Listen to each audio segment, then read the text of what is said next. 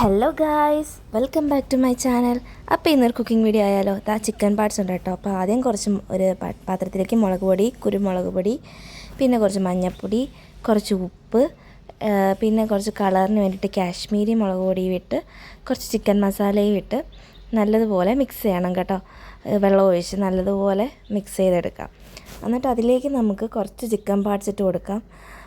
Chicken പാർട്സും ഇട്ട് അതിൻ്റെ അകത്ത് ലിവറും ഉണ്ട് കേട്ടോ. ലിവർ ഇതെല്ലാം കൂടി ഇട്ട് നല്ലതുപോലെ മിക്സ് ചെയ്തെടുക്കാം. ഈ മിക്സ് ചെയ്യുന്ന സമയത്ത് കുറച്ച് അരിപ്പൊടിയും കൂടി ഇട്ട് കൊടുത്താൽ നല്ല മൊരിഞ്ഞ് കിട്ടും കേട്ടോ. ഞാനത് അരിപ്പൊടി ഇട്ടായിരുന്നു, അത് കാണിക്കാനായിട്ട് വിട്ടുപോയതാണ്. കുറച്ച് അരിപ്പൊടിയും കൂടി ഇട്ട് അത് മിക്സ് ചെയ്തെടുക്കണം കേട്ടോ. എന്നിട്ട് നമുക്ക് സ്റ്റൗ കത്തിച്ചിട്ട് ഒരു ഇരുമ്പ് ചട്ടി വെച്ചിട്ട് അതിലേക്ക് എണ്ണ ഒഴിച്ച് കൊടുക്കാം.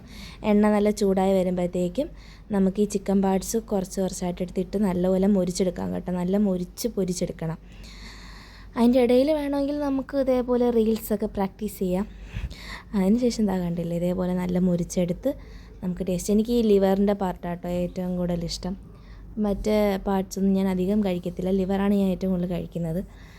അതായത് ചൂടോടെ പൊരിച്ച് തിന്നണം, തണുത്ത് പോയത് കൊള്ളത്തില്ല കേട്ടോ. അതായത് ഈ പാർട്ട് കഴിച്ച് നല്ല ടേസ്റ്റ് ഉണ്ടായിരുന്നു. ഈസി റെസിപ്പിയാണ്. അപ്പോൾ എല്ലാവരും ട്രൈ ചെയ്ത് നോക്കണം കേട്ടോ. ഞാൻ വീണ്ടും വീണ്ടും ലിവറാണ് എടുത്ത് കഴിക്കുന്നത്. എനിക്ക് ലിവറാണ് ഏറ്റവും കൂടുതൽ ഇഷ്ടപ്പെട്ടത്. നല്ല ടേസ്റ്റ് ഉണ്ടായിരുന്നു.